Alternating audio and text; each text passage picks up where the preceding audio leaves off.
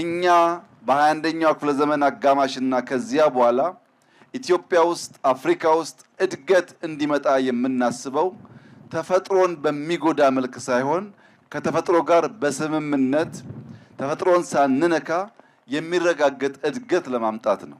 ለዚያ ሁነኛው መድኃኒት ደግሞ ክሊን ኢነርጂ ላይ ማተኮር ነው። ኢትዮጵያ በደፈን አፍሪካ እንደሚታወቀው ካላት የኢነርጂ ሶርሶች ከሞላ ጎደል ከክሊን ኢነርጂ የሚመረቱ ናቸው።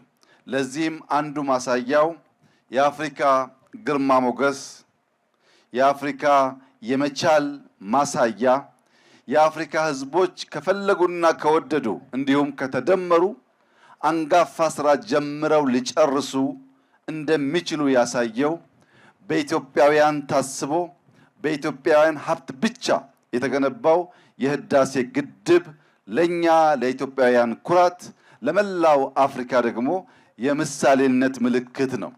በህዳሴ ግድብ በሃይድሮ ፓወር ከውሃ የምናመረጨው ኢነርጂ ክሊን ኢነርጂ ነው። ቅድም እንደተገለጸው በርካታ ቦታ ከዊንድ በውስን ቦታ በጂኦተርማል ሌላም ግድቦች እየገነባን ስለሆነ ኢትዮጵያ የሚቀጥለውን የአፍሪካን ዘመን እድገት ለማረጋገጥ የሚጣለው መሰረት ከሞላ ጎደል በክሊን ኢነርጂ ላይ ያተኮረ መሆን አለበት ብላ ታምናለች።